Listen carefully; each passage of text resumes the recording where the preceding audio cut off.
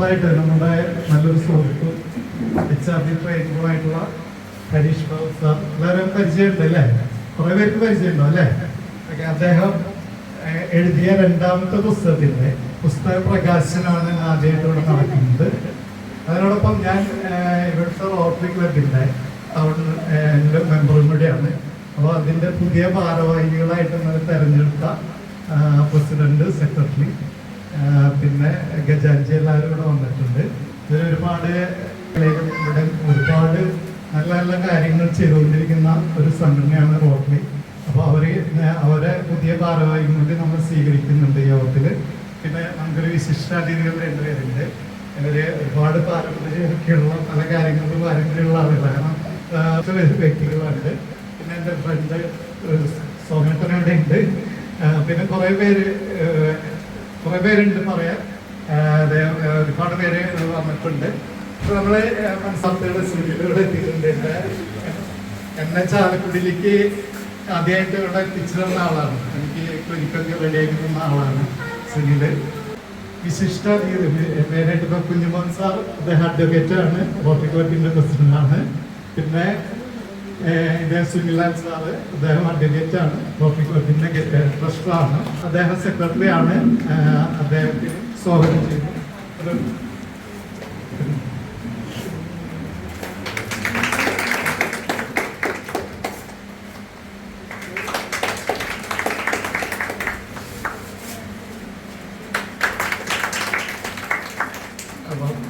Harish Babu sir, അദ്ദേഹത്തിനെ പറ്റി ഞാൻ പറയുന്നില്ല. അദ്ദേഹം HRD ട്രെയിനറാണ്. നമുക്ക് അദ്ദേഹത്തിൻ്റെ ക്ലാസ് കേൾക്കുമ്പോൾ അറിയാം എനിക്ക് അദ്ദേഹം എന്താണെന്നുള്ളത് ശരിക്കും മനസ്സിലാവും. കാരണം എല്ലാവരും ഞാൻ സ്വാഗതം ചെയ്യുന്നു. ഇവിടെ എത്തിയിട്ടുള്ള പ്രസിഡന്റുകളൊക്കെ എല്ലാവർക്കും ഞാൻ സ്വാഗതം ചെയ്യുന്നു. പിന്നെ നമ്മുടെ കുട്ടികൾക്കും അമ്മമാരും പാരൻസിനൊക്കെ ഞാൻ സ്വാഗതം ചെയ്യുന്നു. കൂടുതൽ ഞാൻ നീട്ടിക്കൊണ്ടുപോകുന്നില്ല, നമുക്ക് ചടങ്ങിലേക്ക് കിടക്കാം. അധ്യക്ഷനായിട്ട് കുഞ്ഞുമോൻ സാറാണ്. അദ്ദേഹത്തിന് 2 വാക്ക് സംസാരിക്കാൻ ക്ഷണിക്കുകയാണ്.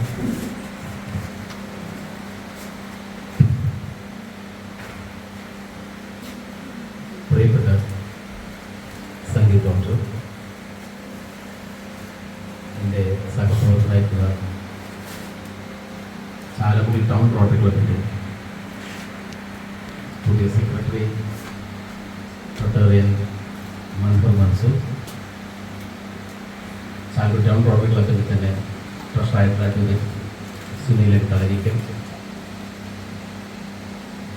എഴുത്തുകാരനും അതുപോലെ തന്നെ ട്രെയിനറുമായിട്ടുള്ളത്. ഞാൻ അല്പം മുമ്പ് മാത്രമാണ് ഔദ്യോഗികമായി പരിചയപ്പെട്ടത്. ശ്രീ ഹരീഷ് ബി ബാബു അവർക്ക്, പ്രിയപ്പെട്ട അനിൽ സർ, വേണു സർ, പ്രിയപ്പെട്ട പാരൻസ്, രക്ഷിതാക്കൾ, കുഞ്ഞുമക്കൾ, സാൻവിയുടെ സ്റ്റാഫ്, പ്രിയപ്പെട്ട മാധ്യമ പ്രവർത്തകർ, സുഹൃത്തുക്കൾ, ഈ ക്ലിനിക്കിനെ സംബന്ധിച്ചിടത്തോളം, ഈ സ്ഥാപനത്തെ സംബന്ധിച്ചിടത്തോളം ഇതിന് മുമ്പ് 1-2 അവസരങ്ങളിൽ റോട്ടറി ക്ലബിനെ തന്നെ പ്രതിനിധീകരിച്ചുകൊണ്ട് ഞങ്ങൾ വന്നിട്ടുണ്ട്. പ്രിയപ്പെട്ട ഡോക്ടർ, സംഗീത ഡോക്ടർ ഞങ്ങളുടെ മെമ്പർ കൂടിയാണ്. അദ്ദേഹം ചെയ്തു വരുന്ന സേവനങ്ങളെ സംബന്ധിച്ച് വിശേഷിപ്പിക്കാൻ സത്യത്തിൽ വാക്കുകളില്ല. കാരണം കേവലം ഒരു ഡോക്ടർ രോഗി ബന്ധം മാത്രമല്ല നിലനിൽക്കുന്നത്, മറിച്ച് ഈശ്വരനും മനുഷ്യനും തമ്മിലുള്ള ബന്ധം എന്ന് വേണമെങ്കിൽ നമുക്ക് വിശേഷിപ്പിക്കാം. അത്തരത്തിലുള്ള ഒരു ബന്ധം നിലനിർത്തിക്കൊണ്ട് മനുഷ്യന്റെ ആരോഗ്യ രംഗത്തെ നൂതന ചികിത്സാ സംവിധാനങ്ങൾ, അത് കേവലം മരുന്നുകൾ അല്ലെങ്കിൽ ഔഷധങ്ങൾ മാത്രം എഴുതി രോഗം സമീപിക്കുന്ന ഒരു സംവിധാനമല്ല, മറിച്ച് അവരെ കൃത്യമായി മനസ്സിലാക്കുകയും അവരെ പ്രശ്നങ്ങൾ എന്തെന്ന് തിരിച്ചറിയുകയും അതിൻ്റെ അടിസ്ഥാനത്തിൽ അവർക്ക് ആവശ്യമായ സാന്ത്വനങ്ങളിലൂടെ, അവർക്ക് വേണ്ടുന്ന സ്പർശനങ്ങളിലൂടെ അവരുടെ രോഗാവസ്ഥയെ മനസ്സിലാക്കിക്കൊണ്ട് ആ രോഗാവസ്ഥയിൽ നിന്നും അവരെ മാറ്റിയെടുക്കുക, പുതുജീവൻ ജീവിതത്തിലേക്ക് കൊണ്ടുവരിക എന്നുള്ള തികച്ചും ദൈവികമായ ഡിവൈൻ എന്ന് പറയാവുന്ന ഒരു ശുശ്രൂഷ മേഖലയിലാണ് ഈ സ്ഥാപനം പ്രവർത്തിക്കുന്നതെന്നാണ് ഞാൻ മനസ്സിലാക്കുന്നത്. ഡോക്ടർ ഇന്ന് കുറച്ചു മുമ്പ് സംസാരിച്ചു പറഞ്ഞു, ഇവിടെ ആഴ്ചകളോളം താമസിച്ച് ചികിത്സയിൽ ഏർപ്പെട്ടുകൊണ്ട് പോകുന്ന വിഭാഗത്തിൽപ്പെടുന്ന കുഞ്ഞുങ്ങളുണ്ട്.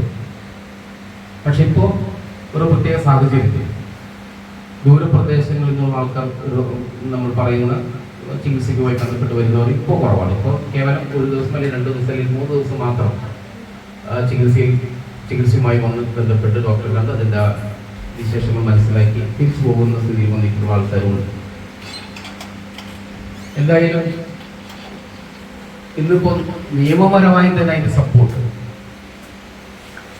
അതിൻ്റെ പിന്തുണയോടുകൂടിയാണ് ഡോക്ടർ ഇങ്ങനെ ഒരു സ്ഥാപനം തുടങ്ങിയിട്ടുള്ളത്. ഒരുപാട് പോരാട്ടങ്ങൾക്ക് ശേഷമാണ് വളരെ ശാന്തിയോടെ സമാധാനത്തോടെ ഈ സ്ഥാപനം ഈ പ്രദേശത്ത് പ്രവർത്തിച്ചു വരുന്നെന്നുള്ള പൂർണ്ണ ബോധ്യം എനിക്കുണ്ട്. അപ്പോൾ അദ്ദേഹത്തിൽ നിന്നുള്ള അറിവുകളിലൂടെയാണ്, അദ്ദേഹം പറഞ്ഞു തന്ന അറിവിലൂടെയാണ് ഞാനത് മനസ്സിലാക്കിയിട്ടുള്ളത്. അങ്ങനെ ഇരിക്കുന്നൊരു വേളയിലാണ് ഇന്നിങ്ങനെ ഒരു 7 മണിക്ക് ഒരു ചെറിയ ഫംഗ്ഷൻ ഇവിടെ ഏർപ്പെടുത്തിയിട്ടുണ്ട്.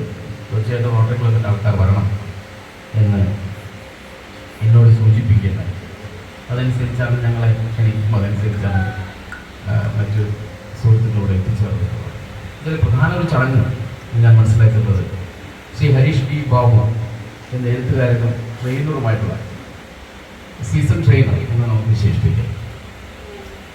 അദ്ദേഹത്തിൻ്റെ ഒരുപാട് വർഷങ്ങളുടെ പ്രയത്നഫലമായി അദ്ദേഹം പുറത്തിറക്കിയ പുസ്തകങ്ങളിലൊന്ന് ഇന്നിവിടെ പ്രകാശനം ചെയ്യപ്പെടുകയാണ്. ഏതാനും നിമിഷങ്ങൾക്ക് മുമ്പ് മാത്രമാണ് ഈ പുസ്തകം എൻ്റെ കയ്യിൽ കുറച്ചു മുമ്പ് ലഭിച്ചത്. വെറുതെ ഒന്ന് വായിച്ചു നോക്കിയപ്പോൾ ഞാൻ മനസ്സിലാക്കിയത് ഒരുപാട് വിഷയങ്ങൾ മനുഷ്യൻ്റെ ദൈനംദിന ജീവിതത്തിൽ അവൻ കൊണ്ടു നടക്കേണ്ട, അവൻ മനസ്സിലാക്കിയിരിക്കേണ്ട വിഷയങ്ങൾ വളരെ ആധികാരികമായി, വളരെ ലളിതമായ ഭാഷയാണ്. ഇംഗ്ലീഷ് ഭാഷയാണ്, അദ്ദേഹത്തിന് മലയാളം അറിയാത്തതുകൊണ്ടല്ല. കാരണം ഈ പുസ്തകത്തിൻ്റെ ഒരു പെർസ്പെക്റ്റീവ് എന്ന് പറയുന്നത്, അതിൻ്റെ ഒരു വ്യാപ്തി എന്ന് പറയുന്നത് കേവലം നമ്മുടെ മലയാള നാട്ടിൽ മാത്രം നിൽക്കുന്നില്ല, മറിച്ച് മറ്റു സംസ്ഥാനങ്ങളിലേക്കും ഇത് എത്തിപ്പെടേണ്ടതുണ്ട് എന്ന് മനസ്സിലാക്കിക്കൊണ്ട് തന്നെ ആംഗലേയ സാഹിത്യം ഉൾക്കൊണ്ടാണ് ഈ പുസ്തകം എഴുതിയിട്ടുള്ളത്. സാഹിത്യം എന്ന് പറയുമ്പോൾ തന്നെ സാധാരണക്കാരുടെ സാഹിത്യവുമായി ബന്ധപ്പെട്ടാണ്.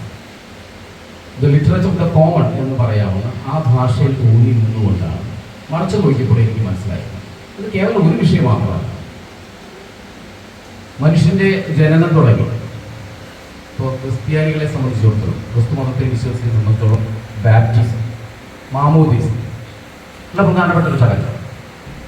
അതിൽ നിന്ന് തുടങ്ങി ഹിന്ദു വിശ്വാസത്തിലേക്ക് വരുമ്പോൾ അവന് കിട്ടേണ്ടെന്ന, അല്ലെങ്കിൽ അവൻ മനസ്സിലാക്കിയിരിക്കുന്ന അവൻ്റെ പുരാതന അല്ലെങ്കിൽ അവൻ്റെ ഈശ്വരതുല്യമായ ചില സ്ഥലങ്ങൾ ഒക്കെ തന്നെ സൂചിപ്പിച്ചുകൊണ്ട് മന്ത്രങ്ങളടക്കം, ഗായത്രി മന്ത്രങ്ങളടക്കം, അതിൽ നിന്ന് കിട്ടുന്ന പ്രചോദനങ്ങൾ കൂടുതൽ വായിക്കാൻ കഴിഞ്ഞില്ല. ഞാൻ എൻ്റെ ഹെഡ്ലൈൻസ് മാത്രം ഒന്ന് വായിച്ചു നോക്കിയപ്പോൾ ഞാൻ മനസ്സിലാക്കുന്നതാണ്. കൂടുതൽ എഴുത്തുകാരിലൂടെ ഉണ്ട് അദ്ദേഹത്തെ അറിയുന്ന അനിസാറും വേഡ്സാറോടെ ഇരിപ്പുണ്ട്. അവർ കൂടുതൽ വിശദീകരിക്കുമെന്ന് തന്നെയാണ് ഞാൻ വിശ്വസിക്കുന്നത്.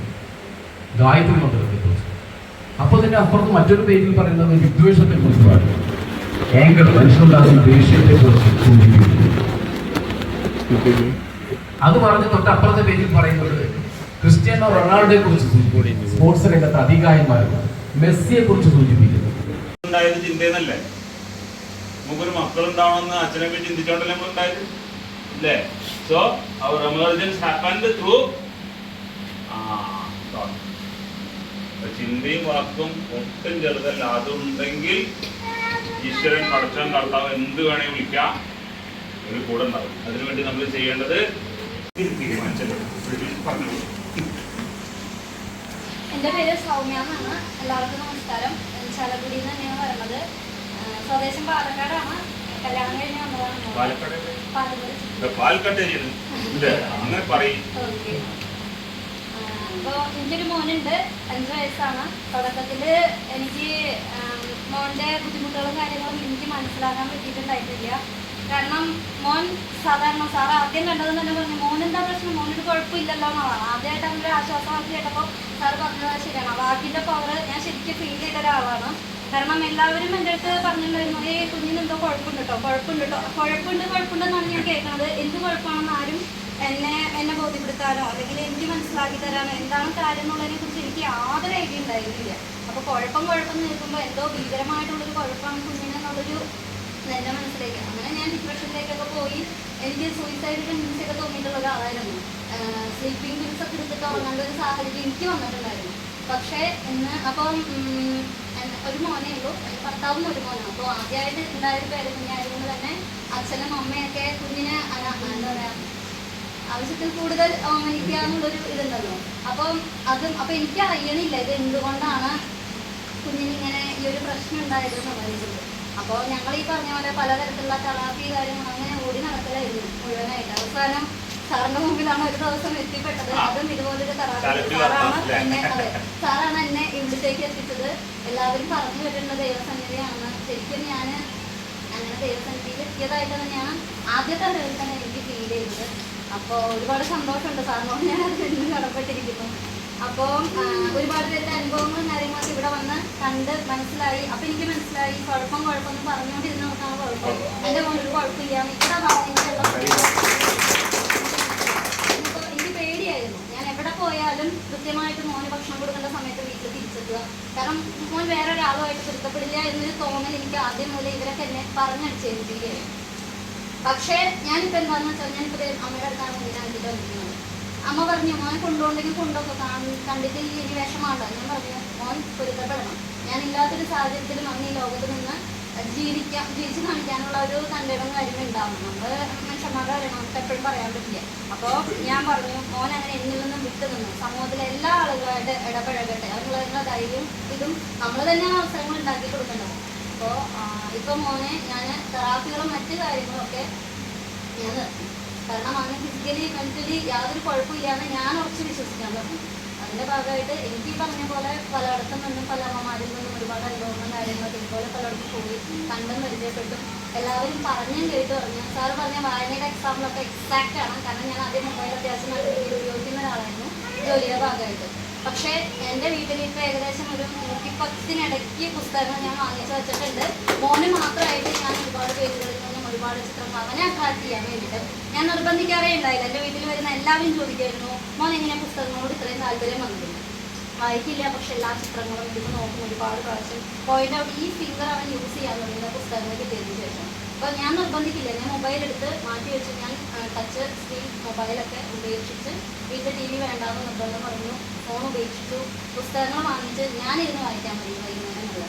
അപ്പോൾ അതിനുശേഷം മോനും അവൻ്റെ പുസ്തകങ്ങൾ എടുക്കാൻ തുടങ്ങി, അവനിരുന്ന് വായിക്കാനും. അപ്പോൾ ഞാൻ പറഞ്ഞത് കറക്റ്റാണ്. നമ്മുടെ വാക്കുകൾ മാത്രമല്ല നമ്മുടെ പ്രവൃത്തികളും നമ്മുടെ കുഞ്ഞുങ്ങൾ കോപ്പി ചെയ്യുന്നുണ്ട് എന്നുള്ളത് എനിക്ക് വ്യക്തമായിട്ട് മനസ്സിലായി. അപ്പോൾ ഇപ്പോൾ മോന് കഴിഞ്ഞ ഒരു 3.5 വയസ്സ് വരെ ഞാൻ അല്ലെങ്കിൽ എൻ്റെ കുടുംബക്കാരും കണ്ടൊരു മോനല്ല ഇപ്പം എൻ്റെ മോൻ. ഇപ്പം അവൻ 5 വയസ്സോളം ആവാറായി. ഒരുപാട് വ്യത്യാസങ്ങൾ വന്നു. അത് ഈ പറഞ്ഞ വാക്കിൻ്റെയും പ്രവൃത്തിയുടെയൊക്കെ ഒരു ഫലം തന്നെയാണ്. അതെനിക്ക് ഇവിടെ വന്നതിന് ശേഷമാണ് എനിക്ക് ആകെ ചെയ്യാനുള്ള കൂടുതൽ പ്രചോദനവും കാര്യങ്ങളും കിട്ടിയിട്ടുള്ളത്. കാരണം മോന് ഒരു കുഴപ്പമില്ലാന്ന് ആദ്യമായിട്ട് വളരെ സന്തോഷത്തോടു കൂടിയിട്ട് ഒരാളിൽ നിന്നും, അത് സാറേ പോലെ ഒരാളിൽ നിന്നും പറഞ്ഞു കേൾക്കാന്ന് പറഞ്ഞത് എൻ്റെ ആത്മവിശ്വാസം ഒരുപാട് കൂട്ടിയിട്ടുണ്ട്. അപ്പോൾ എല്ലാവരും കൃത്യമായിട്ടുള്ളൊരു സ്ഥലത്ത് തന്നെയാണ് എത്തിച്ചേർന്നിട്ടുള്ളത്. ആരും വിഷമിക്കേണ്ട. വളരെ കുറച്ച് നാളുകൾക്കുള്ളിൽ തന്നെ നിങ്ങൾക്ക് ഇതുപോലെ ഒരുപാട് സന്തോഷത്തോടെ എല്ലാവരെയും ഫേസ് ചെയ്തുകൊണ്ടിരുന്ന് സംസാരിക്കാൻ പറ്റുന്ന ഞാൻ ദൈവത്തോട് പ്രാർത്ഥിക്കുകയാണ്. ഉറപ്പായിട്ടും അതുണ്ടാകും.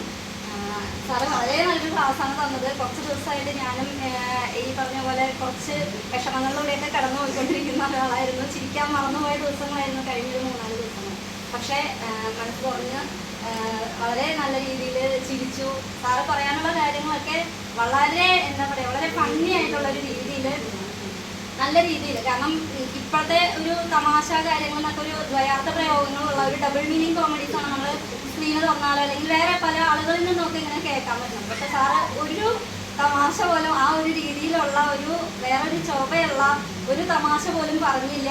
പറയാനുള്ള കാര്യങ്ങൾ കൃത്യമായ രീതിയിൽ കൺവേ ചെയ്തെന്നുള്ളത് വളരെ സന്തോഷമുള്ളൊരു കാര്യമാണ്. വളരെ നാളുകൾക്ക് ശേഷം ഇത്രയും ഒരു നല്ലൊരു സ്പീച്ച് കേട്ടു.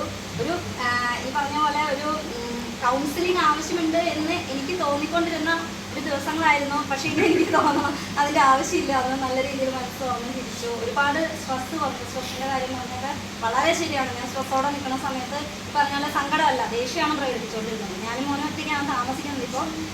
അപ്പം ചില സമയങ്ങളിലൊക്കെ പിടിവിട്ട് പോകാറുണ്ട്. അപ്പം ഞാൻ സാറ് പറയുന്ന ഓരോ വാക്കുകൾ എടുക്കുകയാണ്, ശരിയാണല്ലോ. അപ്പോൾ എന്താണെന്ന് വെച്ചാൽ നമ്മൾ മാറ്റി ചിന്തിക്കാൻ പറഞ്ഞാണ്.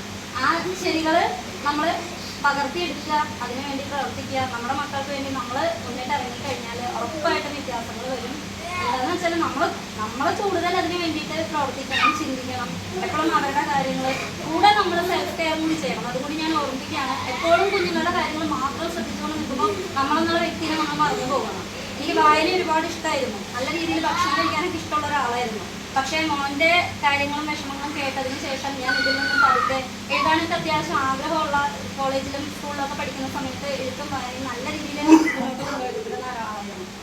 കഴിഞ്ഞ് കുഞ്ഞൊക്കെ ഉണ്ടായി, കുഞ്ഞിന് വീട് ബുദ്ധിമുട്ടാണെന്ന് പറഞ്ഞപ്പോഴത്തേക്ക് ഞാൻ എന്നെ തന്നെ മറന്നുപോയി. പക്ഷേ ഇപ്പം ഞാൻ അതിലേക്ക് വീണ്ടും തിരിച്ചു വന്നു. ജീവിതം ഇപ്പോൾ ഒരുപാട് സന്തോഷമുള്ള ഒരു ഇതിലേക്ക് പോയിക്കൊണ്ടിരിക്കുകയാണ്. കാരണം മോനുണ്ടാകുന്ന ഓരോ കുഞ്ഞു കുഞ്ഞു സന്തോഷങ്ങളും അമ്മ എന്ന നിലയ്ക്ക് എനിക്ക് വളരെ വിലപ്പെട്ടതാണ്.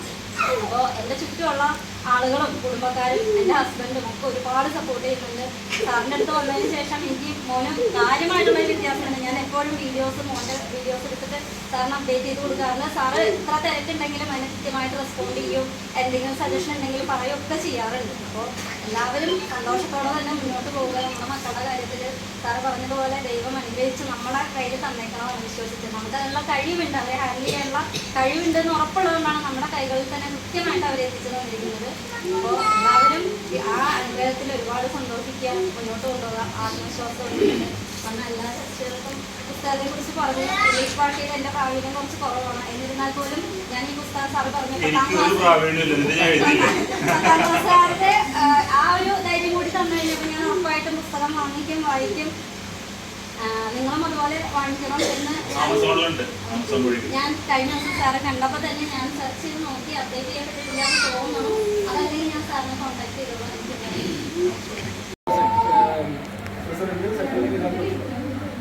ഇന്ന് ഈ പരിപാടിക്ക് ക്ഷണിച്ചപ്പോൾ ഞാൻ വിചാരിച്ചു ഞങ്ങളുടെ സമയം ആവണമല്ലോ, ഞങ്ങളെ എടുക്കാനുള്ള സമയം ആവണോ, ഇതിനാണ് ഈ ഒരു ആവശ്യം എന്ന് ഞങ്ങൾ സംസാരിക്കണമെങ്കിൽ വരുന്നുള്ളൂ. പക്ഷെ ഇവിടെ വന്ന് ഇത്രയും സമയം, അപ്പോൾ ഞാൻ ഇത്രയും സമയം പ്രതീക്ഷയില്ല. വരുമ്പോൾ ഞങ്ങളുടെ സെക്രട്ടറിയോട് ചോദിച്ചു, നമ്മൾ സമയം ഉണ്ടായിരുന്നു, മണിക്കൂർ അപ്പോഴെങ്കിലും ഉണ്ടായിരുന്നു. ചോദിച്ചപ്പോൾ അത് സമയം എടുക്കില്ലാതെ പറഞ്ഞു. പക്ഷെ ഇവിടെ വന്ന് ഇത്രയും സമയം എന്നെ സംബന്ധിച്ച ജീവിതത്തിൽ എനിക്ക് ഏറ്റവും ഒരു വാല്യബിളായിട്ടുള്ളൊരു സാറിൻ്റെ ക്ലാസ്സിലൊക്കെ പറഞ്ഞാൽ ഇതൊരു ക്ലാസ് മാത്രമല്ല, ഇത് കൗൺസിലിംഗ് കൂടിയിട്ടാണ് എനിക്ക് ഫീൽ ചെയ്തത്. അപ്പം ഇങ്ങനൊരു അവസരം ഉണ്ടാക്കാനായിട്ട് ഞങ്ങളുടെ സംഗീത അവസരം ഉണ്ടാക്കിയതുകൊണ്ട് അദ്ദേഹത്തിനോട് ആദ്യമേ തന്നെ നന്ദി പറയുകയാണ്. ഈ സ്ഥാപനത്തെ കുറിച്ച് ഒരു 3-4 വർഷം മുമ്പാണ് ഞാൻ അറിയുന്നത്. പക്ഷെ അപ്പോൾ ഞങ്ങൾ ഈ ക്ലബിൽ നിന്ന് വന്നിട്ടില്ല. പിന്നീട് എന്നെ ദുബായിൽ നിന്നാണ് വിളിക്കാൻ ഫ്രണ്ട് വിളിക്കുക, ഡോക്ടർ അപ്പോയിൻമെന്റ് ചോദിച്ചിട്ട്. അപ്പൊ ഞാൻ അന്വേഷിച്ച് ചെന്നപ്പോഴാണ് ഈ സ്ഥാപനം കണ്ടെത്തുന്നത്. അല്ല, സ്ഥാപനത്തെ കുറിച്ച് മനസ്സിലാണ്. അപ്പോൾ അന്വേഷിച്ചപ്പോൾ പറയണത് ഒരു അപ്പോയിൻമെന്റ് കിട്ടാന്ന് പറഞ്ഞാൽ, ഡോക്ടർക്ക് അപ്പോയിൻമെന്റ് കിട്ടാന്ന് പറഞ്ഞാൽ അപ്പൊ എളുപ്പമല്ല എന്നിങ്ങനെ ഞാൻ മനസ്സിലാക്കി. അപ്പൊ ഞാൻ വിചാരിച്ചു എന്താണോ ഇത്ര ഒരു അപ്പോയിൻമെന്റ് കിട്ടാതെ ബുദ്ധിമുട്ടുകൊണ്ട് എന്താണ് ഈ ഡോക്ടർ ചെയ്യണം എന്നാണ് അന്ന് എനിക്ക് തോന്നിയിരുന്നു. പക്ഷെ ഇതിന്റെ ഭാഗമായിട്ട് ഞങ്ങൾ ക്ലബിന്റെ ഭാഗമായിട്ട് ഞാനും സെക്രട്ടറി കൂടി വന്നപ്പോഴാണ് കുറെ കാര്യങ്ങൾ മനസ്സിലായി. ഇന്ന് ഞങ്ങൾ വന്നിരുന്ന കാര്യം വന്നിട്ടപ്പോഴാണ് കുറെ കാര്യങ്ങൾ ഇതായി. പക്ഷെ ഈ ക്ലാസ്സും ഈ സംസാരം കേട്ടപ്പോഴാണ് ഇതിനൊരു പ്രാധാന്യം മനസ്സിലാക്കുന്നത്. ഇങ്ങനെ ഒരു അവസരം ഉണ്ടാക്കി തന്ന ഞങ്ങളുടെ പ്രത്യേകത ഡോക്ടർ സംഗീതത്തിന് ആദ്യം ഒരിക്കൽ കൂടി നന്ദി പറഞ്ഞുകൊണ്ട് ഈ ക്ലാസ് എല്ലാവർക്കും വളരെ വാല്യബിളായിട്ടുള്ള ക്ലാസ്സാണ്. നിങ്ങൾ അത് ഇപ്പോൾ ഈ ഗൈഡിന്റെ പവർ എന്താണ് ഈ ഇവിടെ ക്ലാസ് എടുക്കുന്ന സാറ് പറഞ്ഞു തന്നു. അത് നിങ്ങളുടെ ജീവിതത്തിൽ പകർത്താൻ എല്ലാവർക്കും എല്ലാവിധ ഐശ്വര്യങ്ങളും മംഗളങ്ങളും നേർന്നു. പാരൻസ് എല്ലാവരും ഇരിക്കുന്നു. ഈ ഒരു സ്ഥാപനത്തെ കുറിച്ച് ഞാൻ കുറച്ച് മുമ്പ് കേട്ടിട്ടുണ്ട്. പക്ഷേ ഇതിൻ്റെ മോഡ് ഓഫ് ഓപ്പറേഷൻ ട്രീറ്റ്മെൻറ്റ് കൊടുക്കുന്നതിനെ കുറിച്ച് എനിക്ക് അതിന് കാര്യമായ ധാരണയില്ല. അപ്പോൾ അതിനെക്കുറിച്ച് ഞാൻ ഇപ്പോൾ കൂടുതൽ പറയുന്നില്ല. എനിക്ക് ഇവിടെ നല്ലൊരു മോട്ടിവേഷൻ ക്ലാസ്, നല്ലൊരു പ്രസൻറ്റേഷൻസ് ആണ് Harish sir. And I have huge respect for അത് കാരണം എനിക്ക് ഇങ്ങനെ ഒരു നിന്ന് ഇതുപോലെ സംസാരിക്കാനുള്ള കഴിവുണ്ടെന്ന് എനിക്ക് തോന്നുന്നില്ല. ഇതുവരെ ഇങ്ങനെ ഒരു അവസരം ഞാൻ ഉപയോഗിച്ചിട്ടുമില്ല. അപ്പോൾ അത് എനിക്ക് വളരെ നല്ലൊരു മോട്ടിവേഷൻ. ഇവിടെ ഇങ്ങനെ എത്ര നേരം നിന്ന് സംസാരിക്കാമെന്ന് വെച്ചാൽ ന്യൂജ് എഫേർട്ട്. അതിന് പുള്ളി ഒരുപാട് സെൽഫ് ട്രെയിനിങ് ചെയ്യുന്നുണ്ടെന്ന് എനിക്ക് തോന്നുന്നു. It's highly appreciated. എന്നാലും കൂടുതൽ പറയുന്നില്ല. എനിക്ക് ബേസിക് ആയിട്ടുള്ള കാര്യങ്ങൾ പറയാനുള്ളതെന്ന് വെച്ചാൽ നമ്മുടെ രാജ്യം എന്നുള്ളത് ഒരു ഡെവലപ്പിംഗ് കൺട്രിയാണ്. ഒരുപാട് തരത്തിലുള്ള മെഡിക്കൽ കാര്യങ്ങളെല്ലാം മൊത്തം പോപ്പുലേഷനിൽ എത്തിക്കാനായിട്ടുള്ള അവസരങ്ങളോ റിസോഴ്സസോ വളരെ കുറവാണ്. നമ്മൾ എല്ലാവരും കണ്ടിട്ടുണ്ടായിരുന്നു, ഏത് മെഡിക്കൽ കോളേജസിൽ പോയാലും ഇറ്റ്സ് ഓവർഫ്ലോ. അപ്പോൾ ആ ഒരു ലെവലിലുള്ളൊരു ഡെവലപ്മെൻറ്റ് ഈ രാജ്യത്ത് ഞാനൊരു ആശംസിക്കുകയാണ്. പിന്നെ every thing needs basis of science. അപ്പോൾ നമ്മുടെ ഈ മെഡിക്കൽ ഫീൽഡിൽ വരുമ്പോൾ അതിൻ്റെ ബേസിക് ആയിട്ടുള്ള ഡയഗ്നോസിസ് ആൻഡ് ട്രീറ്റ്മെൻറ്റ് അത് പ്രോപ്പർ ചാനലിലായിരിക്കണം എന്ന് മാത്രം ഞാൻ ആശംസിക്കുകയാണ്. അതാണ് ഇവിടെ നടക്കുന്നതെന്ന് I just expecting. So that's all. Thanks for പുസ്തകങ്ങൾ വായിച്ചിട്ടുണ്ട്. വിനിയാന്നിറങ്ങിയ പുസ്തകം ആമസോണിലൂടെ എനിക്ക് ഇന്നാണ് കിട്ടിയത്. തുടങ്ങിയുള്ളൂ, ഞാൻ ഒരു ചാപ്റ്ററാണ് ഞാൻ ആകെ വായിച്ചുള്ളൂ. ഹരീഷിന്റെ കാര്യം അവിടെ നിൽക്കട്ടെ. ഹരീഷ് എന്നെ വിളിക്കുന്നു, ചാലക്കുടിയിൽ ഇങ്ങനെ ഒരു ഡോക്ടറെ കുറിച്ച് പുള്ളി എൻ്റെ അടുത്ത് പറഞ്ഞിട്ടുണ്ട് മുന്നേ തന്നെ. പിന്നെയാണ് വേണുവേട്ടൻ, ഞങ്ങളൊക്കെ ഒരേ തടകക്കാരാണ്. അപ്പം അദ്ദേഹം വിളിച്ചിട്ട് നമ്മളിന്ന് ഹരീഷിൻ്റെ കൂടെ ചാലക്കുടിക്ക് പോകുന്നു. എന്താ ഏതാണെന്നൊന്നും ഞാൻ ചോദിച്ചില്ല, ക്ലാസ് ആണ് എന്ന് എനിക്കറിയാം. പോയി. അപ്പോൾ ഇവിടെ ഡോക്ടറുടെ അടുത്തേക്കാണ് വരുന്നത് എന്നറിയാം. വന്നു. ഡോക്ടറായിട്ട് ഒരു 2-3 മിനിറ്റ് എനിക്ക് സംസാരിക്കാൻ സമയം കിട്ടി. സംസാരിച്ചു. സത്യം പറയാം, എൻ്റെ മനസ്സ് നിറഞ്ഞു. അത് നിങ്ങളോട് എങ്ങനെ എക്സ്പ്രസ് ചെയ്യണം, എങ്ങനെ അത് പറയണമെന്ന് എനിക്കറിയില്ല. അപ്പം ആ ഇരിക്കുന്ന അമ്മ പറഞ്ഞ പോലെ എല്ലാവർക്കും അതിനുള്ള ഒരു ശക്തി, നമ്മൾ വിശ്വസിക്കുന്ന ദൈവമായാലോ പ്രകൃതി ആയാലോ ആരായാലും, ഈ ഡോക്ടർക്ക് അതിനുള്ള കഴിവുണ്ടായത് നമ്മളൊക്കെ ഇവിടെ എത്തിച്ചേർന്നത് വലിയൊരു മഹാഭാഗ്യം തന്നെ എന്ന് എനിക്ക് ഇപ്പോൾ പരിപൂർണ ബോധ്യമുണ്ട്. ഏതായാലും ഡോക്ടർക്കും ഈ ക്ലിനിക്കിനും എല്ലാ ആശംസകളും അറിയിക്കട്ടെ. പോരാത്തതിന് നിങ്ങൾക്കെല്ലാം സമീപ ഭാവിയിൽ നിങ്ങളുടെ എല്ലാ ദുഃഖങ്ങളും ദുരിതങ്ങളും, ഹരീഷ് പറഞ്ഞ പോലെ അത് ദുഃഖമല്ല, അതിനെ മാറ്റി നിർത്തി നല്ല ജീവിതം മുന്നോട്ട് കൊണ്ടുപോകാൻ പറ്റട്ടെ എന്ന് ആത്മാർത്ഥമായി ആശംസിക്കുന്നു. എല്ലാവർക്കും നമസ്കാരം. ആലിസിൻ വണ്ടർവേൾഡ് എന്ന് പറയുന്നൊരു സംഭവമുണ്ട് അല്ലേ? അതുപോലെ ഒരു വണ്ടർവേൾഡാണ് നമ്മളിവിടെ കാണുന്നത്. നമുക്ക് യാതൊരു പ്രതീക്ഷയില്ലാത്തൊരു രീതിയിലുള്ളൊരു ഹോസ്പിറ്റലാണ് നമ്മൾ ഇവിടെ കണ്ടത്. സാധാരണ ഹോസ്പിറ്റലിൽ ജീവിക്കുന്ന അല്ലെങ്കിൽ ഹോസ്പിറ്റലിൽ അസുഖം ആയിട്ട് ആരെങ്കിലും ചികിത്സിക്കാൻ വേണ്ടി ഒപ്പം പോകുന്നവരും ചികിത്സിക്കുന്നവരും ഒരിക്കലും സന്തോഷമായിട്ട് നമ്മളൊരു ഹോസ്പിറ്റലിൽ ചെന്ന് കാണാറില്ല. എന്തായിരുന്നു ഡോക്ടറോട് ചോദിച്ചു കഴിഞ്ഞാൽ ഒന്നും പറയാറായിട്ടില്ല. ഒരാഴ്ച കഴിഞ്ഞ് ചോദിച്ചാലും ഒന്നും പറയാറായിട്ടില്ല. അല്ലെങ്കിൽ ആ ഒരു സർജറി വേണം, ഈ ഒരു സർജറി വേണം, ആ ടെസ്റ്റ് ചെയ്യണം എന്ന് പറഞ്ഞാൽ കേൾക്കാറ്. പക്ഷെ ഇവിടെ വന്നപ്പോൾ അങ്ങനെയല്ല. നിങ്ങളുടെ ഇപ്പം മുഖം കണ്ടപ്പോൾ ജീവിതത്തിലെല്ലാം നഷ്ടപ്പെട്ടു എന്ന് വിചാരിച്ചിരിക്കുന്ന ആൾക്കാർ ഇവിടെ ഒരു സാഫല്യത്തിൻ്റെ ആ മുഖഭാവത്തോടു കൂടിയിരിക്കുന്ന നിങ്ങളെയും അസുഖക്കാരെയും കാണുമ്പോൾ നമുക്ക് മനസ്സിലെത്തുന്നു. ആ പറഞ്ഞ ആലിസിൻ വണ്ടർവേൾഡ് എന്ന് പറയുന്നത് ഈ കുട്ടിയൊക്കെ ഇവിടെ വന്ന സമയം മുതൽ എന്ത് ഉത്സാഹത്തോടു കൂടിയിട്ടാണ് ഹരീഷിൻ്റെ പ്രസംഗം കേട്ട് ചിരിക്കുന്നതും അതുപോലെ തന്നെ ഇവള് എല്ലാവരും ആ മുഖഭാവം കാണുമ്പോഴേ താമര വിരിഞ്ഞു വരുന്നത് പോലെയുള്ളൊരു മുഖഭാവമാണ്. എനിക്ക് ഇതിന് മനസ്സിലായത് എന്താണെന്നറിയും, ശരിക്കും ഡോക്ടർക്ക് ദൈവം നൽകിയ പേരാ സംഗീതം. എന്താ സംഗീതം എന്ന് പറഞ്ഞാൽ നമ്മളെ ആനന്ദിപ്പിക്കുക, ആശ്വാസം നൽകുക അല്ലേ? അപ്പൊ ഇവിടെയുള്ള ഇത്രയും ആൾക്കാർക്ക് സംഗീതം ആശ്വാസം നൽകുന്ന ഒരു ഡോക്ടറാണ്. 100 നന്ദി, 100 നമസ്കാരം. തോമസ് ആൽവ എഡിസൺ എന്ന് പറഞ്ഞിട്ട് ഈ ബൾബ് ഇതൊക്കെ കണ്ടുപിടിച്ച ഒരു ശാസ്ത്രജ്ഞനെ കുറിച്ച് കേട്ടിട്ടുണ്ടോ? തോമസ് ആൽവ എഡിസൺ അല്ലേ? അത് കുട്ടിയായിരിക്കുമ്പോൾ ലോവർ ക്ലാസ്സിൽ പഠിക്കുമ്പോൾ ആ സ്കൂളിലെ പ്രധാന അധ്യാപകൻ ഒരു എഴുത്ത് കൊടുത്തയച്ചു. അമ്മയ്ക്ക് കൊടുക്കാൻ പറ്റും. അച്ഛൻ ഉണ്ടായിരുന്നില്ല, അമ്മയുള്ളൂ. അമ്മയ്ക്ക് എഴുത്ത് കൊണ്ട് കൊടുത്തു ചെറിയ കുട്ടി. അമ്മ അത് വായിച്ചു നോക്കി. അതിലെ എന്താണ് കണ്ടന്റ് എന്നുള്ളത് ചോദിച്ചപ്പോൾ പറഞ്ഞു, നാളെ മുതൽ നീ സ്കൂളിലേക്ക് ചെല്ലണ്ട എന്നാണ് എഴുതിയിരിക്കുന്നത്, പറഞ്ഞയക്കണ്ട. കാരണം ഈ കുട്ടിയെ പഠിപ്പിക്കാൻ പ്രാഗൽഭ്യമുള്ള ഒരു മാഷന്മാരും ഞങ്ങളുടെ സ്കൂളിലില്ല. ഞങ്ങൾക്കൊക്കെ ഉള്ളതിനേക്കാൾ കൂടുതൽ അറിവ് നിനക്കുണ്ട്. അപ്പോൾ വീട്ടിലിരുന്ന് തന്നെ പഠിച്ചാൽ മതി എന്നാണ് എഴുത്തിൽ എഴുതിയിട്ടുള്ളതെന്ന് കുട്ടിയോട് പറഞ്ഞു. പിറ്റേ ദിവസം മുതൽ അമ്മയാണ് പഠിപ്പിച്ചിരുന്നത്. വലുതാവുന്നത് വരെ പാഠപുസ്തകങ്ങൾ തപ്പിയെടുത്ത് ആ കുട്ടിയെ പഠിപ്പിച്ചത് അമ്മ തന്നെയായിരുന്നു. അങ്ങനെ ഏറ്റവും ലോകം അറിയപ്പെടുന്ന ഒരു ശാസ്ത്രജ്ഞനായിട്ട് മാറി. ആ ശാസ്ത്രജ്ഞനായി മാറി അങ്ങൊരു വലിയ പണക്കാരനായി എല്ലാം ആയി. അമ്മയൊക്കെ മരിച്ചു കഴിഞ്ഞാൽ ചെറിയ വളരെ ചെറിയ കുടില താമസിച്ചിരുന്നു. ആ കുടില അവിടെ നിലനിന്നിരുന്നു. ഒരിക്കൽ അദ്ദേഹം ജോലി തിരക്ക് ഇല്ലാത്ത ഒരു സമയത്ത് വീട്ടിൽ വന്നു. ആ വീട്ടിൽ വന്ന് വീടൊക്കെ പരിശോധിച്ച് നോക്കിയപ്പോൾ ഒരു ചെറിയൊരു ഇരുമ്പ് പെട്ടി ഉണ്ടായിരുന്നു. ആ ഇരുമ്പ് പെട്ടി കട്ടിലിൻ്റെ അടിയിൽ പഴയ ഒരു പെട്ടി വെച്ചിട്ടുണ്ടായിരുന്നു.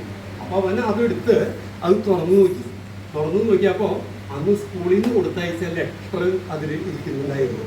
അപ്പോൾ അത് വായിച്ചു നോക്കിയപ്പോൾ അതിൽ എന്താ എഴുതിയിരുന്നതെന്നറിയും, നാളെ മുതൽ നിങ്ങളുടെ മകനെ സ്കൂളിലേക്ക് അയക്കരുത്. കാരണം അവൻ പഠിച്ച് നേരെയാവാൻ പോകില്ല. അവനെ പഠിപ്പിച്ചത് യാതൊരു കാര്യമില്ല. വേറെ ഏതെങ്കിലും കൈത്തൊഴിൽ പഠിപ്പിച്ച് അവനെ ജീവിക്കാൻ ഉപാധി നിങ്ങൾ കണ്ടുകൊണ്ട് പഠിപ്പിക്കാനായി ഈ സ്കൂളിലേക്ക് നാളെ മുതൽ അയക്കരുതെന്ന എഴുതിയിരുന്നത്. വികാരാധീതനായിട്ട് ആ തോമസ് ആൽവാ എഡിസൺ പൊട്ടിക്കരഞ്ഞു.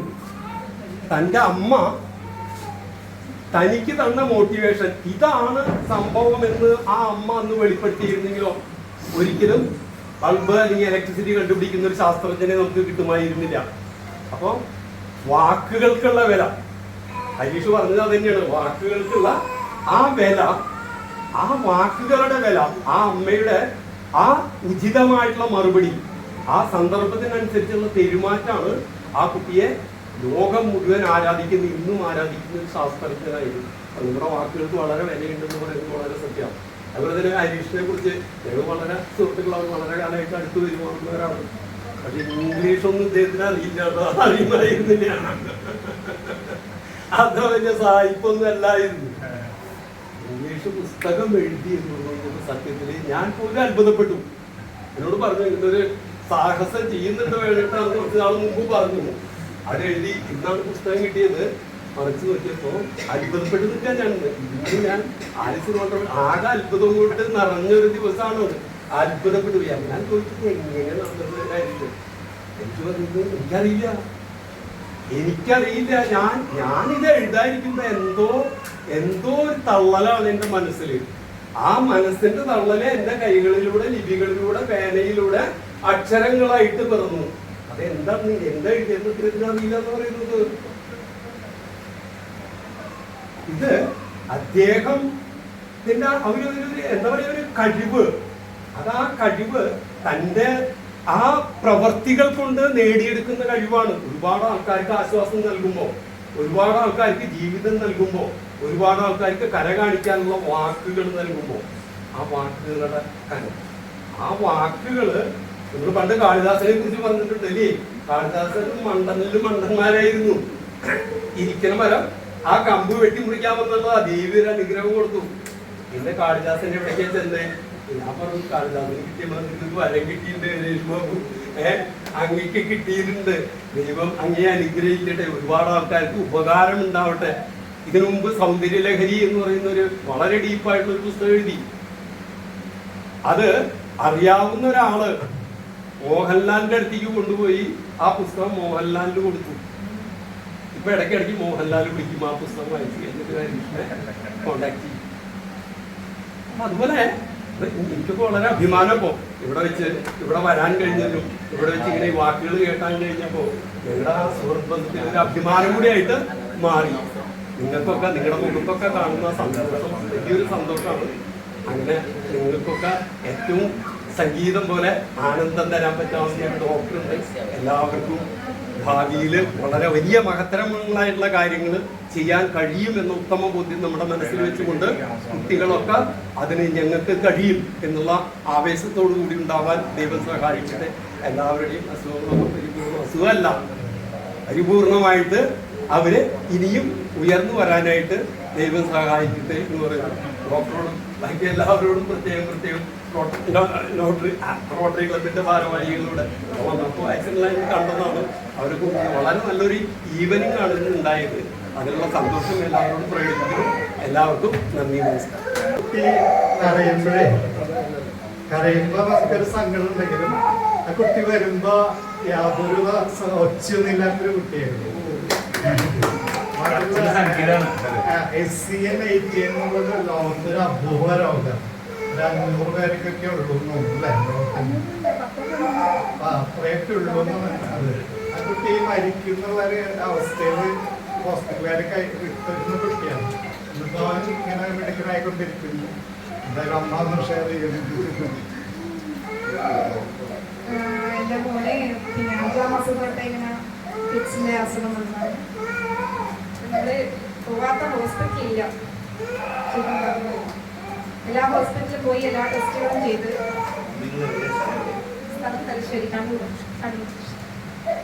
അപ്പോൾ പിന്നെ മോനെ MRI EG എല്ലാം ചെയ്തു. അവസാനം പറഞ്ഞത് പിന്നെ ജെനറ്റിക് ടെസ്റ്റ് ചെയ്യാം. ഒന്നും നോർമലാണ്, ഒന്നിനും കുഴപ്പമില്ല, എല്ലാത്തിനും ടെസ്റ്റിന് നോർമലാണ്. അപ്പോൾ അങ്ങനെ ജെനറ്റിക് ടെസ്റ്റ് ചെയ്തു. ജെനറ്റിക് ടെസ്റ്റ് ആണെങ്കിൽ ജീനിന് പ്രശ്നമുണ്ട്. അപ്പോൾ SCN 80 എന്ന് പറഞ്ഞാൽ ലോകത്തിൽ തന്നെ 10-ഓ 15-ഓ കുട്ടികൾക്ക് മാത്രം വരുന്ന ഒരു വലിയൊരു അപൂർവ അസുഖമാണിത്. ഇത് മാറില്ല. എല്ലാ ഹോസ്പിറ്റലിലും നമ്മൾ പോയി കഴിഞ്ഞാൽ മാറില്ല. മാറാത്തൊരു അസുഖമാണിത്. ഇതിന് മരുന്നില്ല. 6 തരം മരുന്ന് തന്നെ കണ്ടുപിടിച്ചിട്ടുള്ളൂ. ഇതിൽ കൂടുതൽ മരുന്ന് കുട്ടിക്ക് കൊടുക്കാനില്ല. മോന് വെന്റിലേറ്ററിലായിരുന്നു. അപ്പോൾ അത്രയും സീരിയസ് കേട്ടായിരുന്നു മോന്. വെന്റിലേറ്ററിൽ എല്ലാ മരുന്നുകളും 6 തരം മരുന്നുകളും മോനിക്ക് പരീക്ഷിച്ചു. ഒന്നും മോനിക്ക് പിടിക്കുന്നില്ല. അപ്പോൾ ഡോക്ടർ പറഞ്ഞു ഇതൊന്നും ചെയ്യാൻ പറ്റില്ല. മോനെ വെന്റിലേറ്ററിൽ നിന്ന് പുറത്ത് കൊണ്ടുവരാനേ പറ്റില്ല. അങ്ങനെയാ പറഞ്ഞത്. 2 കുട്ടികളെ മരണത്തോട് മരവിച്ച് കിടക്കുന്നത് എൻ്റെ കണ്ണോട് കണ്ട്. അത് അവിടെ തന്നെ 2 കുട്ടികളെ മരിച്ചിട്ട് കൊണ്ടുപോയി. ചെറിയ പൈന്ന്. അത് കഴിഞ്ഞ് ഞാൻ എൻ്റെ മോനെ കാണാൻ വേണ്ടി 2 മണിക്ക് ICUലേക്ക് വെന്റിലേറ്ററിൽ കിടക്കുന്ന എൻ്റെ മോനെ കാണാൻ പോയതും അവിടുത്തെ ഒരു ഡോക്ടർ എന്നോട് വന്നിട്ട് പറഞ്ഞു, അടുത്തത് നിങ്ങളെ മോനാണ്, നിങ്ങൾ മനസ്സിൽ വിചാരിക്കണം. കാരണം എൻ്റെ മോനെ പുറത്ത് കൊണ്ടുവരുന്ന ഒരു ഡെഡ് ബോഡിക്ക് കാത്തിക്കുന്ന ഒരു അവസ്ഥ എന്നുള്ളത്. ICUവിൻ്റെ പുറത്ത് ഞാൻ എൻ്റെ മോനെ കാത്തിരുന്ന ഡെഡ് ബോഡിക്ക് വേണ്ടി. അവിടെ നിന്ന് ഇങ്ങനെ അൽഹംദുലില്ലാ എൻ്റെ മോനെ വെന്റിലേറ്ററിൽ വന്ന് പുറത്ത് കിട്ടി. അതുമല്ല എൻ്റെ മോനെ രക്ഷിച്ചതായിരിക്കും. അവിടുത്തെ എല്ലാ ഹോസ്പിറ്റലായി, പിന്നെ ബേബിയിലായിരുന്നു, ബേബിയിൽ എല്ലാ ഹോസ്പിറ്റലിലേക്കും പോയി. എവിടുന്നും പറയുന്നത് ഇത് മാറില്ല, ഇത് മാറാത്തൊരു അസുഖമാണ്. അങ്ങനെ ഇവരെ പിന്നെ നമുക്ക് കഫക്കെട്ടെല്ലാം വരുമ്പോൾ നമ്മൾ ഹോസ്പിറ്റലിൽ പോകും. ആ ഹോസ്പിറ്റലിൽ ഡോക്ടർ പറയും പിന്നെ ഇത് ചെറിയ കുട്ടിയല്ലേ, അപ്പോൾ ഈ ചെറുതിലേ മരിച്ചു പോകുന്നതല്ലേ നല്ലത്. ചുരുക്കി പറയും ഡോക്ടർ. വലുതായി ഓൻ്റെ കളിയും ചിരിയെല്ലാം കണ്ടു കഴിഞ്ഞാൽ ഓന് ഇല്ലാതായി കഴിഞ്ഞാൽ ഭയങ്കര സങ്കടമല്ലേ, അപ്പം ഇപ്പോഴേ പോകുന്നതായിരിക്കൂലേ നല്ലത്. നിങ്ങൾ ഈ കുട്ടീൻ്റെ പിന്നാലെ കണ്ട് നിങ്ങളുടെ ഭാവി കളയണ്ടെന്ന് പറയും. അപ്പൊ ഈ കഫക്കെട്ട് കാണിക്കാൻ വരെ പോയി കഴിഞ്ഞാൽ എനിക്ക് കിട്ടുന്ന മറുപടി ഇതാണ്, ഈ കുട്ടിയുടെ അവസ്ഥ ഇതാണ്, മാറില്ല. ഇത് കാരണം മാറുകയും ചെയ്യില്ല. ഈ കുട്ടി മരണത്തോടുള്ള ഒരു കുട്ടിയാണ്, ഈ കുട്ടിക്ക് കിട്ടൂലാണെന്ന് തോന്നുന്നത്. അങ്ങനെയാണ് നമ്മൾ എല്ലാ ഹോസ്പിറ്റലും എല്ലാ ഡോക്ടർമാരും കൈവിട്ട് ഒന്നും ചെയ്യാൻ പറ്റാത്തതിലാണ് നമ്മളിങ്ങനെ ഡോക്ടർ വീഡിയോ കണ്ടതും നമ്മളിവിടെ എത്തിയത്. അങ്ങനെ മരണത്തിലേക്ക് പോകുന്ന എൻ്റെ മോനെ കുറച്ചുകൂടി അല്ല നമ്മുടെ ഈ ലോകത്തെത്തിച്ച് ഈ ഡോക്ടർ നമുക്ക് തിരിച്ചു തന്നു. എൻ്റെ മോനിന്ന് ജീവിക്കുന്നുണ്ടെങ്കിൽ ഈ ഡോക്ടർ കാരണം എൻ്റെ മോനിക്ക് ജീവൻ കൊടുത്തത് ഡോക്ടറാണ്. നമുക്ക് അല്ല നേരിട്ട് ഇറക്കി തന്നൊരു ഡോക്ടറിൽ നിന്ന് മണിക്ക് പറയുക ഡോക്ടറെ പറ്റി. കാരണം അത്രത്തോളം നമ്മുടെ ഡോക്ടർ നമ്മുടെ മോനെ തിരിച്ച് തന്നില്ലെന്ന് പറയുമ്പോൾ തന്നെ ഈ അസുഖം എന്ന് പറയാൻ 10-20 പ്രാവശ്യം മോനിക്ക് ഫിക്സ് വരും ഒരു ദിവസം തന്നെ. എനിക്കൊന്ന് മുറ്റത്ത് പോലും ഇറങ്ങാൻ പറ്റില്ല, റൂമിൽ തന്നെ ആയിരുന്നു മോനെ കൊണ്ട്. കാരണം ഒന്നും മുറ്റത്ത് പോലും എനിക്ക് ഇറങ്ങാൻ പറ്റിയിട്ടില്ല കുറേ വർഷങ്ങളായി. അപ്പോൾ ഇപ്പോൾ വരുന്നത് 1-2 പ്രാവശ്യം. ഈ 10-20 തവണ ഫിക്സ് വരുന്ന കുട്ടിക്ക് ഇപ്പോൾ 1-2 പ്രാവശ്യം ഫിക്സ് വരുന്നു. അത്രത്തോളം മാറ്റമുണ്ട്. ഈ കുട്ടിയെ തിരിച്ചു തന്നത് തന്നെ അൽഹംദുലില്ലാ. ഈ ഡോക്ടർ നമ്മൾ എത്രത്തോളം നന്ദി പറഞ്ഞാലും എത്രത്തോളം നന്ദി പറഞ്ഞാലും നമുക്ക് മതിയാവില്ല. പിന്നെ ഡോക്ടറിനുപരി നല്ലൊരു മനുഷ്യനും കൂടിയാണ് ഡോക്ടർ.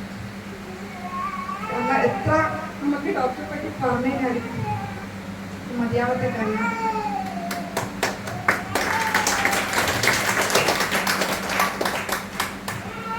മോയ്ക്ക് ഈ മാറില്ല എന്ന് പറഞ്ഞ ജനിതക ഇതുള്ള പ്രശ്നം, ഈ വലിയൊരു രോഗം, ഈ വലിയൊരു അസുഖം, ഇത് ഇത്രയും തവണ വരുന്ന ഒരു ഫിക്സ് ഇപ്പൊ 2 തവണ വരുന്നു എന്നുള്ളതിന് മാറ്റം തന്നെ വലിയൊരു കാര്യം.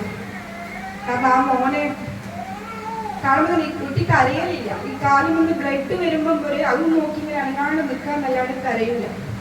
ഇപ്പൊ ഈ കരയുന്നത് തന്നെയാണ് ഇത് അത്രയും സന്തോഷം. മോൻ കരയുന്നുണ്ടെന്ന് കാണും. ഒരു കുട്ടി കരയുന്നുണ്ടെന്ന് അതിന്റെ വീട്ടിലൊരു കുട്ടി ഉണ്ടോ എന്ന് തന്നെ വന്ന് ചോദിക്കണം. അത്രത്തോളം നമുക്ക് അറിയലില്ല. ഈ ഡോക്ടർ തെറാപ്പി കൊണ്ടാണ് എൻ്റെ മോൻ ഇത്രയും നല്ല മാറ്റം ഉണ്ടായത്.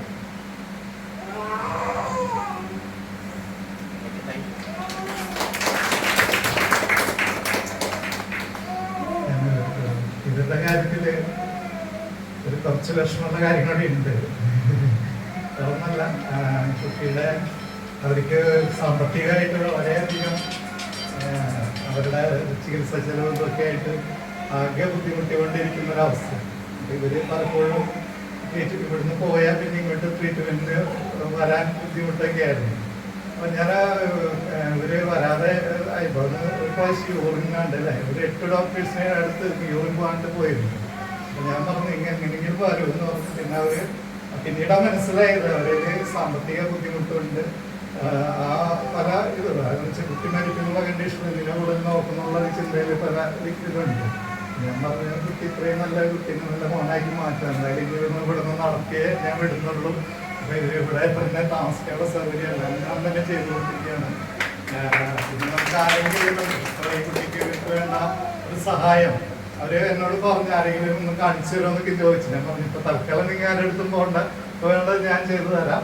പക്ഷെ നമുക്ക് ആരെങ്കിലും കണ്ടെത്താം. കാരണം ഇഷ്ടംപോലെ പല ആളുകളുണ്ട് നമുക്ക്. പക്ഷെ കുട്ടി ഇപ്പൊ കുട്ടിയുടെ മകനാണ്, അവനും അങ്ങനെ ആ കുട്ടിയുടെ പുറയിലായതുകൊണ്ട് അവന് ക്ലാസ് പോകാൻ പറ്റുന്നില്ല. പല പ്രശ്നങ്ങൾ ഇവിടുത്തെ കൂടെ ചേർന്നിട്ടുണ്ട്. പക്ഷെ ഞാൻ എൻ്റെ ഒരു വാശി എന്ന് വെച്ചാല് ഈ കുട്ടി നടത്തിയിടന്ന് വിടണമെന്നാണ് എൻ്റെ ഒരു ആഗ്രഹം. അപ്പൊ അതില് നമ്മള് നിങ്ങളെ പോലുള്ള എല്ലാവരും കൂടി ഒന്ന് സഹകരിക്കണം അവർക്ക് ജീവിക്കാൻ. ഞാനിപ്പോ നമുക്കൊരു എല്ലാവർക്കും ലിമിറ്റ് ഉണ്ടല്ലോ. അപ്പൊ അവർക്ക് വേണ്ട ഒരു സഹായം കൂടി. കാരണം അവർക്ക് ഹസ്ബൻഡിന്റെ കയ്യിൽ നിന്ന് ഇപ്പൊ തൽക്കാലം ആള് കളത്തിലേക്ക് പോകണ കാരണം ഇപ്പൊ പുള്ളിക്കാരന് ഒന്നും ചെയ്യാൻ പറ്റാത്തൊരവസ്ഥയൊന്നുമില്ല. അപ്പൊ ആ അവസ്ഥയിൽ കുട്ടീനെ അവിടെ ആക്കി കഴിഞ്ഞാൽ പോയി കഴിഞ്ഞപ്പോ കുട്ടിയുടെ ട്രീറ്റ്മെന്റ് കാര്യങ്ങളൊന്നും നടക്കില്ല. പക്ഷെ ഈ കുട്ടിയുടെ പ്രശ്നം എന്താ വെച്ചാൽ ഫിക്സ് വരുന്ന ടൈമില്ല. ആ ടൈമിൽ ഞാൻ അവിടെ ചെയ്തില്ലെങ്കിൽ ഒരു പക്ഷേ കുട്ടിയുടെ ജീവനും പോകാൻ സാധിക്കും. അപ്പൊ അതുകൊണ്ട് തന്നെ ഞാനിപ്പോ അവിടെ എപ്പോ വിളിച്ചാലും ഞാൻ പരമാവധി ഓടി എത്താവുന്ന രീതിയിലാണ്. കാരണം അത്രയും സീരിയസ് കണ്ടീഷനിലുള്ള ഒരു കുട്ടി തന്നെയാണ്.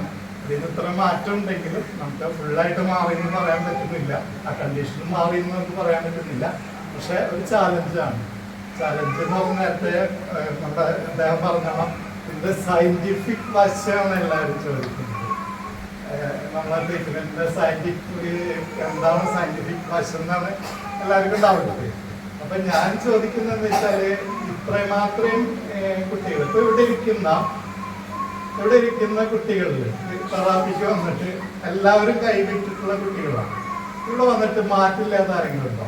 ഒന്ന് കൈവയ്ക്കും. മാറ്റം തോന്നുന്നില്ല, ഇവിടെ വന്നിട്ട് മാറ്റം തോന്നുന്നില്ല എന്ന് പറയാൻ പറ്റുന്ന ഏതെങ്കിലും കുട്ടിയുണ്ടോ? ഒന്ന് കൈവയ്ക്കും. ഈ മാറ്റം ഉണ്ട് എന്നുള്ള ആരും കൈവയ്ക്കാൻ.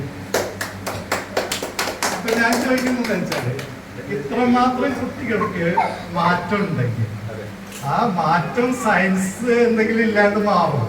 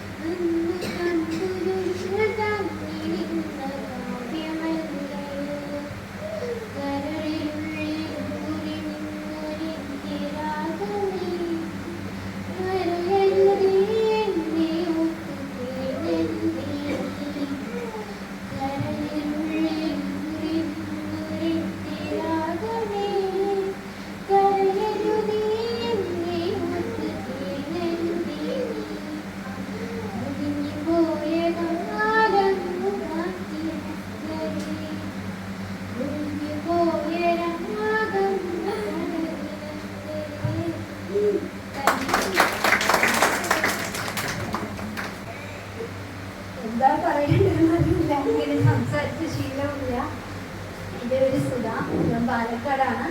എൻ്റെ മോൾക്ക് 12 വയസ്സാവാൻ പോകുന്നു മെയില്. കണ്ണില് ഇവരും വന്ന ലെൻസ് എടുക്കാൻ ഇങ്ങനെ കാഴ്ചയില്ല, നടക്കില്ല, സംസാരിക്കില്ല. കുടുംബത്തിലാണെങ്കിൽ സാഹചര്യം മോശം, അന്നനാടും കൂടിപ്പണി എടുത്ത് ജീവിക്കണ ഒരു കുടുംബം.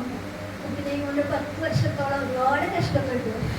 അതിനുശേഷം ശരിക്കും പറഞ്ഞാൽ എല്ലാവരും പറയും ദൈവം ദൈവം എന്നാണ്. എനിക്കിങ്ങനെ പറയുമ്പോൾ തന്നെ സങ്കടം കൊണ്ട് തിക്കുമുട്ടുണ്ട്. അറിയില്ല, ആ കുട്ടിക്ക് ഇന്നിപ്പോൾ എല്ലാ കാര്യങ്ങളും തിരിച്ചറിയാൻ പറ്റും. മൂത്രമൊഴിച്ചിട്ടുണ്ടെങ്കിൽ പറയും, അപ്പിയിട്ടുണ്ടെങ്കിൽ പറയും, ചോറ് വേണമെങ്കിൽ പറയും, ചായ വേണമെങ്കിൽ, അങ്ങനെ എല്ലാ കാര്യങ്ങളും പറയാൻ പറ്റും. കാഴ്ചയും തിരിച്ച് കിട്ടിക്കൊണ്ടിരിക്കണം. എൻ്റെ വീടെന്ന് പറയുന്നത് ഓലപ്പരയാണ്.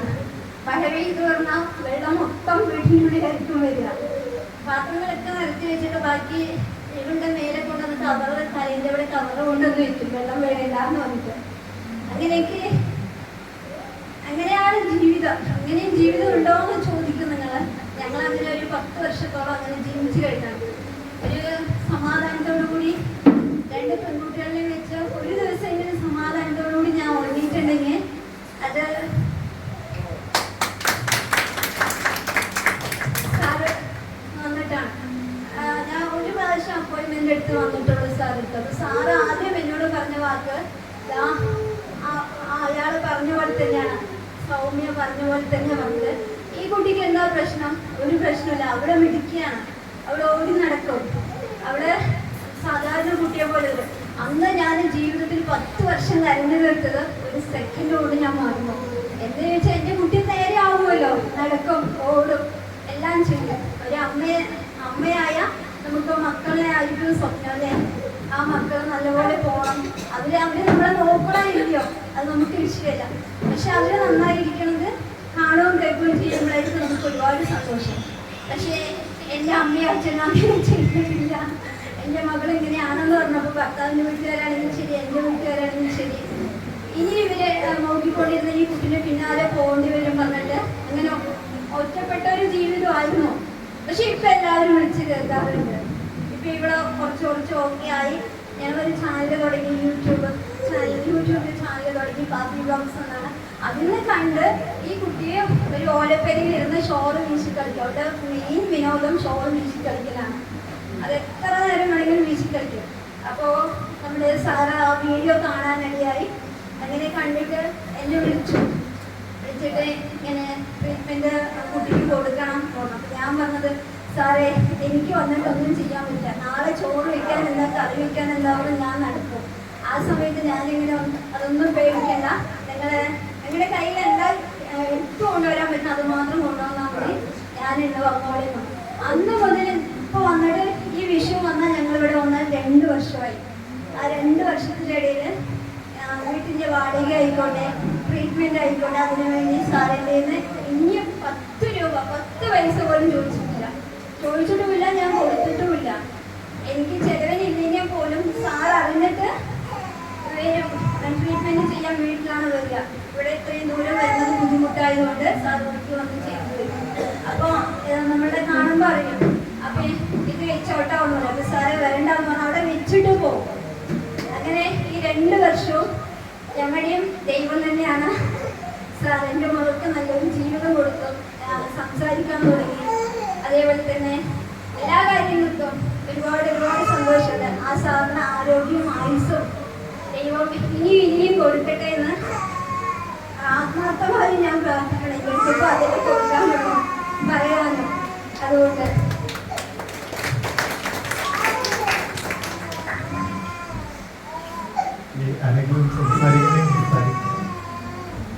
എല്ലാവർക്കും ഇവിടെ ഉള്ള ഞാൻ എൻ്റെ ഒരു കാര്യം പറയുകയാണെങ്കിൽ ഡെയിലി ഒരു 25-30 കുട്ടികളുണ്ടെങ്കിൽ 25 കുട്ടികൾക്കും ഒരു കഥകളുണ്ട്.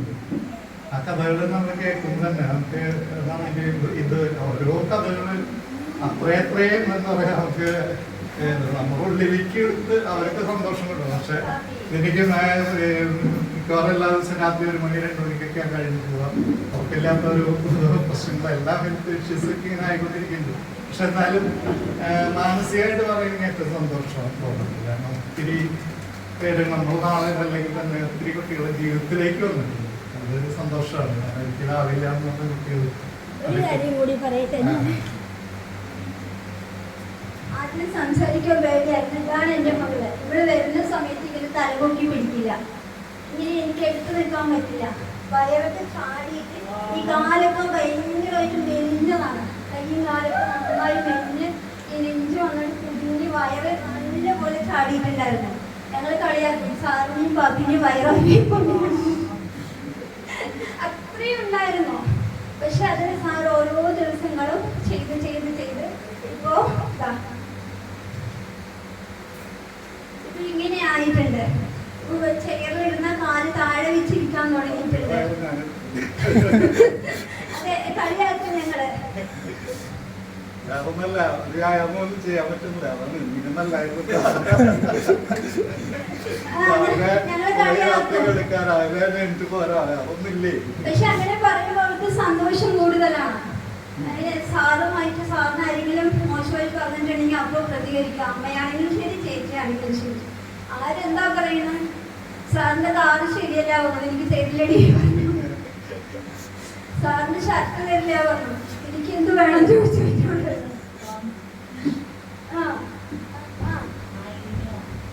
സാറെ വിളിക്കേ, എവിടെ സാറെവിടെ?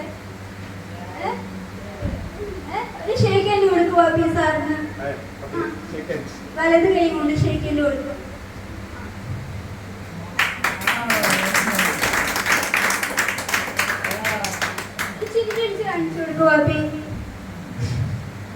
അല്ല, നമ്മളെ ഒരു കളങ്കില്ലാത്ത സ്നേഹം എന്ന് പറയുന്നതൊക്കെയാണ്. ഇങ്ങനെ ഇപ്പൊ നോക്കുന്നുണ്ടെങ്കിൽ ഇവിടെ സാറിന്റെ അടുത്ത് വന്നിട്ടാണ് നേരത്തെ പറഞ്ഞ ഇവിടെ നോക്കുന്ന സമയത്ത് ഈ കണ്ണിന്റെ കറുപ്പം അത് കാണുകയില്ല, ഇങ്ങനെ മൊത്തം മേലേക്ക് പോകും. പക്ഷെ ഇപ്പൊ ആരടുത്ത് വന്ന് നിന്നാലും സാറിന്റെ കണ്ണിന്റെ സൗണ്ട് കേട്ടാൽ മതി. അടുത്ത് തന്നെയാണ് വീടെടുത്ത് നിൽക്കുന്നത്. അമ്മ സാറ്, അമ്മ സാറ് പുക പറയും. അപ്പൊ അതൊക്കെ വലിയൊരു തിരിച്ചറിവല്ലേ. ഇവിടെ നടക്കണോ ഓടുന്നില്ല, കാര്യം എല്ലാം മനസ്സിലാവും. ആരെങ്കിലും മേലെ വന്ന് തൊട്ടിട്ടുണ്ടെങ്കിൽ അപ്പൊ കയ്യിലെടുത്ത് മാറ്റിവിടും. അപ്പൊ അതെല്ലാം നമ്മളെ സംബന്ധിച്ച് പെൺകുട്ടിയല്ലേ. അപ്പൊ അതൊക്കെ ഒരുപാട് സന്തോഷമല്ലേ ബാബി? പറയേ സാറ് വേറെ ആരെയും തൊടുന്നതും ഇഷ്ടമല്ല. അപ്പൊ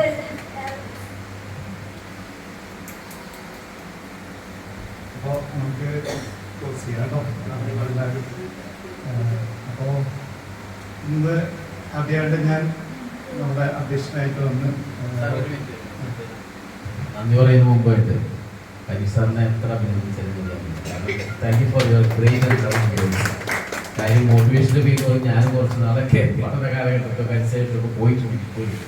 സത്യത്തിൽ വളരെ വിചിത്രമായിട്ടുള്ള വളരെ വ്യത്യസ്തമായ ഒരു മോട്ടിവേഷൻ ക്ലാസ്സാണ് കേട്ടത്. ഒരുപാട് കാര്യങ്ങൾ കേവലം ഒരു 45 മിനിറ്റുള്ളിൽ മദർ തെരേസയെ കുറിച്ചും ഗാന്ധിജിയെ കുറിച്ചും സ്വാമി വിവേകാനന്ദനെ കുറിച്ചും നെൽസൺ മണ്ടേലയെ കുറിച്ചും റൊണാൾഡോയെ കുറിച്ചും മെസ്സിയെ കുറിച്ചും അവരൊക്കെ നൽകുന്ന ഒരു എന്താ പറയാ, നമുക്ക് നൽകുന്ന സന്ദേശം അവരുടെ ജീവിതാനുഭവങ്ങൾ കൂടി നമ്മോട് പങ്കുവെച്ചാൽ അദ്ദേഹത്തിന് പിന്നെ ആ ഒരു ഡിഫറൻസ് ഓഫ് ഒപ്പീനിയൻ എന്നെ സംബന്ധിച്ചുള്ളത് അങ്ങ് പറഞ്ഞ ജെൻഡർ ഇക്വാളിറ്റി ജെൻഡർ റെസ്പെക്ട് സംബന്ധിച്ച ഒരു അഭിഭാഷകൻ എന്ന നിലയ്ക്ക് ജെൻഡർ ഇക്വാളിറ്റി എപ്പോഴും ഉയർത്തി കാണിക്കുന്നതാണ് മഹത്തായ ഇന്ത്യൻ കോൺസ്റ്റിറ്റ്യൂഷനിലെ ആർട്ടിക്കിൾ 14 പറയുന്ന equality before law and equal protection of the laws. അതുമായി കമ്പയർ ചെയ്തുകൊണ്ടുള്ള ജെൻഡർ ഇക്വാളിറ്റിയെ കുറിച്ച് സാറ് വ്യത്യസ്തമായി പറഞ്ഞത് എനിക്ക് എന്റെ അഭിപ്രായ വ്യത്യാസങ്ങൾ മാത്രമേ ചേർത്തിയാൽ സാറിന്റെ വാക്കുകൾക്കും സാറ് പ്രകടിപ്പിച്ച ആത്മവിശ്വാസത്തിനും ആത്മധൈര്യത്തിനും പകർന്ന ധൈര്യത്തിനും ഒരുപാട് നന്ദി. ഇവിടെ ഇരിക്കുന്ന പാരന്റ്സിന്റെയും കുഞ്ഞുങ്ങളുടെയും റോട്ടറി ക്ലബിനും കൂടി വേണ്ടിയിട്ട് ഈ സമൂഹത്തിന് വേണ്ടി ഞാൻ നൽകിയാണ്. Thank you.